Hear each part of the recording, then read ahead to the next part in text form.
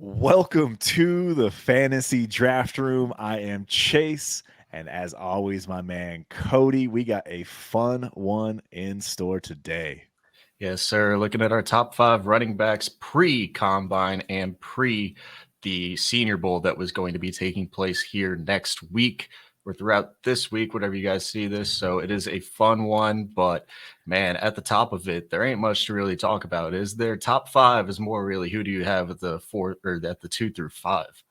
No kidding. It's absolutely, when it comes to these rookie running backs, there's a lot to get excited about with this entire class, but no one more exciting than number one. And it's absolutely no question, Bijan Robinson. I mean, he's prolific. He is. I mean, we're going to each be doing our own rankings here, but I haven't seen a single person that can come to me with any logical reasoning. I haven't even seen anybody with an illogical reasoning for having Bijan anywhere else but the number one in the running backs and probably the 101 in terms of fantasy rookie drafts in all of the draft. Yeah, he's good. It sounds like he's going to be a first round draft pick. First round running back is one, rare, and two, it's like, basically they say for running backs, the second round is the first round. That is first round draft capital. If you're getting drafted in the actual first round, you are elite. You are special, one of a kind, and that is Bijan. We've been talking about Bijan for since he was a freshman, coming in as a 5-star, and he did not disappoint. I mean, as you put it, he looks like he slaloms out there, right? Like when he's going in between the tackles, his footwork is incredible. I mean, what did he have? He had 1,500 yards this year. 1,500 yards, and I believe he had like 300 yards receiving, so 1,800 total yards. 1,834 total. Just unreal, man. And he can do it in the passing game. He can do it in the running game. Game-breaking speed. Is there anything that you've seen or that you want to talk about in terms of a knock? Because the guy might be dynasty RB1. I guess if you want to knock him on anything, it's like pure top end speed. He doesn't have the top end speed of like Devon Achane or Tyjae Spears in this class. And at that size, I don't think you can probably comp it. I mean, those guys are 20, 25, 30 pounds lighter than Bijan, and he still moves at an incredible fluid rate. Like, moves gracefully around the football field. And yeah, like you said, I always say whenever he runs through holes, he looks like he's going down a ski slalom because the way he moves within the hole, just absolutely incredible. I'll throw some stats at you here as well. This is coming from JB. Jordan Backus over at Destination Devi putting out this chart. I mean, he's leading all 2023 and leading all FBS in yards per target. Nope. I don't know what that one is. Yards per team play. There it is. Yards per team play. He's got a dominator rating of 37.8. A receiving share is one of his only weaker points. A receiving share of only 8.8%. I mean, you're talking in his senior, 40% of the team's touchdowns were his. Just an absolute beast in every single area that you want to look at statistically. Bijan Robinson, nothing else you can say to me to put him outside of RB1. Nope. I'm with you right there. And in the end, I'm just going to cut it at that, just because there's really nothing to discuss. He is going to be RB1. He is going to be the first pick in your rookie drafts, and he's going to be, the best running back in this class in terms of how we approach that draft. So on to number 2 for me, and Jahmyr Gibbs. It seems like it's pretty consensus across the board. People have loved Jahmyr Gibbs since his time at Georgia Tech. His sophomore year, or I guess his redshirt freshman, because he had his freshman year technically in 2020, COVID year. So he was still a freshman, I guess, as in 2021. But he had 700 yards on the ground, and he had added another 400 in the air. He is the best pass catching back in this class, bar none. He is a pass catching weapon. And, people can catch the ball. Some people can run a little bit of, run a little bit of the route tree. Maybe they have brick hands. He can do it all. He can line up outside. He can move to the slot. I'm really excited to see what Jahmyr Gibbs, like where his landing spot is in a way, because I do feel like how he is used. Everyone says Alvin Kamara. I feel like that's the easy comp, right? Let's okay, get the guy 10 to 15 carries and target him, right? Give him 8 to 10 targets out of the backfield. I'd rather see an Eckler-like workload where he's getting about 8 to 10 carries and then target him. But offensive scheme, offensive situation will matter. I still want him. I think no matter where he goes, I don't think you can totally misuse him. So, yeah, I think his senior year, he had about 1,500 yards total. Again, at Alabama, where they do like to split the workload, they don't give him necessarily the full workload. He had 150 carries on the ground, 44 catches. Dude's a monster. He is, but he's not enough of a monster for me to be my RB2. If you've listened to any of our content yet, you probably know my love affection for Zach Charbonnet. Zach Charbonnet, going against the consensus grain, he is my RB2. Has fifth in all of the FBS in terms of yards per team play at 1.92, a dominator rating of 24.3%.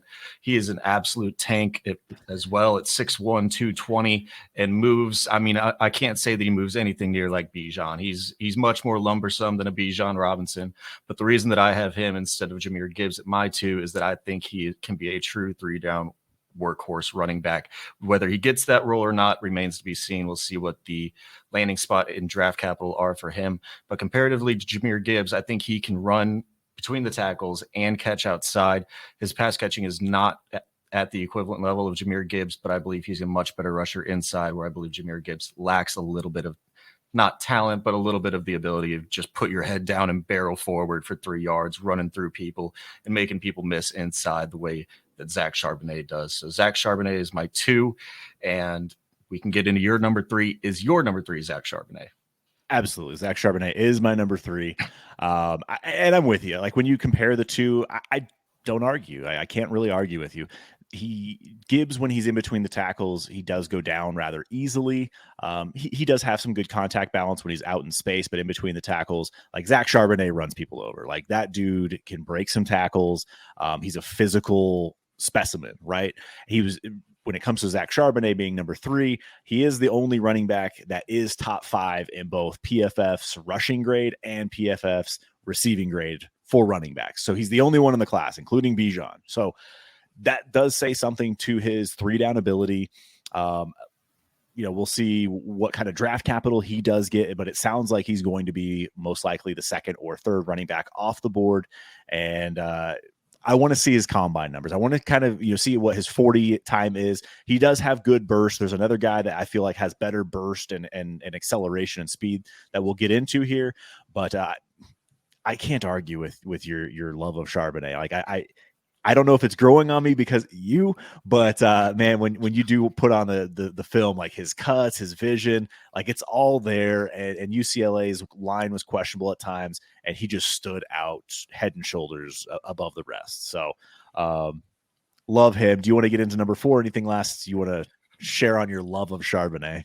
No, I don't need to go into Charbonnet anymore. There's plenty of off season left for that before the draft. I'm sure we'll keep this one up, but I do have my 3 yet. And my 3, I'm not going to push Jahmyr Gibbs down any further. I believe him and Zach Charbonnet are in the same tier, right behind, actually not right behind Bijan Robinson, a pretty good gap. And then those two are pretty close to each other.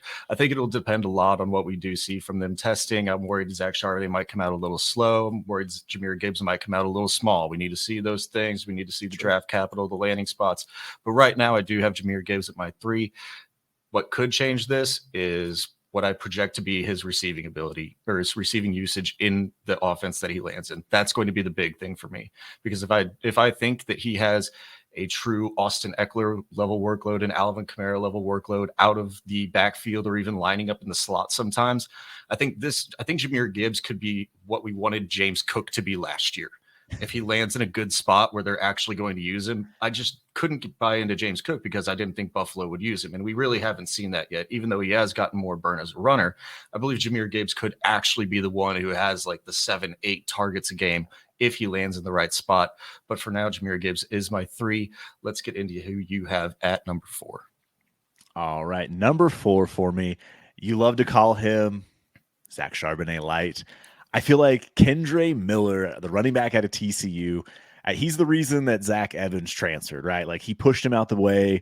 Zach Evans was a highly touted, prospect coming into the 2023 class, and Kendre Miller just outshined him. I mean, he's 6 foot 220 as well, so similar size. His footwork is unreal. I mean, we did the film session. We've watched film on him for the 11 games that we have, and then there was a film session tonight that Ray G did in the Destination Devi community, and my goodness, his footwork, just seeing that contact balance is unreal. And I feel like his burst and acceleration, there's really not a question. He looks better out of the backfield than Charbonnet at times, in my opinion. The receiving is where I feel like he's going to get the questions when it comes to the two. But I love Kendre Miller. And I mean, the top five could shake, I guess, 2 through 5 could shake up for me, depending on a few things. But I'm excited to see him test. Like, I really want to see what his 40 time is and what he can do, because he's 6 foot 220, and the man's feet, like his lateral quickness and the way that he's able to move in space and move in between the tackles and move in between, like, in holes and tight spaces, is second to none to me in this class. It might be up there with Bijan. It feels like it's up there with Bijan. It definitely could be. He moves extremely well. He is not my RB4, though. I think we're probably going to have the same top 5, maybe just a little bit of a different order. Feels like we've talked beforehand. It feels like we've got a pretty good locked in top 5, but just going to shake up the order a little bit. I'm going to go with the guy over my shoulder here, Texas A&M running back De'Von Achane. I'm going to put him over Kendre for now. Just like I had Charbonnet and Gibbs in their own little tier, I think the next tier right below that for me is Achane and Kendre. You could put them back to back. I flip-flopped on both of them going through, but De'Von Achane, like everybody's going to tell you, a track athlete running a 10-1-2 in the 100-meter dash, I believe, was his best time. Just unreal. The only concern is going to be his weight, but we've seen running backs at the next level. The NFL is going to love the speed of this guy. If they're able to get him into space, use his abilities. I mean, he can even be an inside runner too, like we saw in his senior year at Texas A&M once Isaiah Spiller left. I mean, the guy has an unbelievable burst. His speed translates beautifully to the field as well. It's not just like he's a straight line runner, runs with vision, runs with speed, quickness, agility, burst, everything that you want, and can be a good receiving back as well. I'd like to see him make the first man miss a little bit more. That was one thing I noticed while watching his film over this week. Doesn't make the first man miss a lot. With his speed, I feel like he should be able to do that in the open field, but could also just be that the guy's always there and making the tackle before he can even turn around, because our quarterbacks suck all the time. So De'Von Achane for me, maybe a little bit of homerism, but Kendre Miller's right there for me, and he's probably going to be my 5. Who do you have at 5? Is it De'Von Achane to wrap us up, and we will have the same top 5 just outside of the same order? It is your boy Achane. I mean, the speed is unreal, and when it comes down to, like, we play in a lot of best ball leagues, right? Like, I mean, at least I do. It's pretty split right now, 50-50. And in best ball, like, he has game breaking speed, like, unbelievable. He can house legitimately anything. And obviously the weight is a concern, right? Like, he ran track at 160. He plays football at 180. They say 185, maybe. We'll see what he weighs in at the combine, but the dude's a blazer. Like, he's going to be a 4.2 guy. And I just have a love for speed and an acceleration. And man, he can run between the tackles. I think that's the exciting thing. He has the vision. It's just physically, will he hold up? I mean, they ran him for 30 plus carries on the ground against LSU. Yep. SEC competition. So physically he can do it. It's whether he can do it week in and week out. You don't want to see him taking 30 carries like, Derrick Henry would. But man, he's special. I want to see the draft capital. I want to see him weigh in.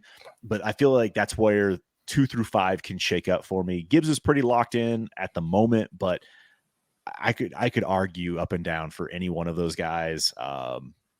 I think that's the top 5 locked and loaded. I don't know if there's really anyone. Is there anyone at 6 that you are close to him that you think might crack that top 5? Just off the top of your head, I know I'm kind of putting you on the spot, but Sean Tucker's the one. The speed is there, man. He's got some areas of his game that I think knock him down a little bit. We've seen, the NFL draft, at least from the mocks that we've seen, aren't valuing him as much. So there's a little bit of concern there. But I think by the time he puts his speed on, in a 40-yard dash, the NFL draft buzz is probably going to be all over this kid. Of course, there's some helmet scouting concerns coming out of Syracuse, but I don't know. I would hope that the NFL execs are smarter than that at this point, with everybody going to, big data and everything like that. I would hope that one of the data points is not what the logo on your helmet is. Right. But Sean Tucker is one of my guys. And then for a deeper guy on my on my radar. Izzy Abanikanda is one of the guys that I really like watching. There's some areas to his game. I don't think he has as much in the receiving game and not as much wiggle as a lot of these guys that I like to see at the top. But man, he can burn if he gets through the line. He is an absolute burner. There's a lot of those guys, but one of the deeper guys for me is Izzy Abanikanda. I actually really like him. Yeah, man. And I'm with you. I've loved Sean Tucker coming into this year. Unfortunately, the film didn't quite play out the way I wanted it to. Syracuse's offensive line had some real major, real issues. Quarterback play was suspect as well. So I'm really excited. He is absolutely going to be the Underwear Olympics darling. People are going to love Sean Tucker at the combine. So he's one that could jump up there, but it is going to be draft capital questions for him. And then I'll give you a dark horse as well, since you gave me one. I like Chase Brown. I think you do as well. He's kind of one of those I don't say later round, but later round, late second, early third rookie picks that you're going to see that you're going to probably end up, falling in love with. He runs really well between the tackles. He's physical. He does have good enough speed. He doesn't really have that high end speed, but he can catch out of the backfield as well. He does have some pass game to him. He's just taken a beating in college, so he has a lot of wear and tear on his body already. But I do like Chase Brown as well. So that kind of wraps up my dark horse. Anyone else you want to touch on before we get out of here on our running backs? No, man, we got plenty of time still. We got Senior Bowl coming up, then the combine, then the draft. We got plenty of time. I think 13 more weeks until we get there. We'll have plenty of time to talk about all these guys all the way down RB1 through RB20. We'll get them all out there for you. Absolutely will. Again, thank you so much. This was our top 5. Please like, please subscribe, and thank you again for joining us here in the Fantasy Draft Room.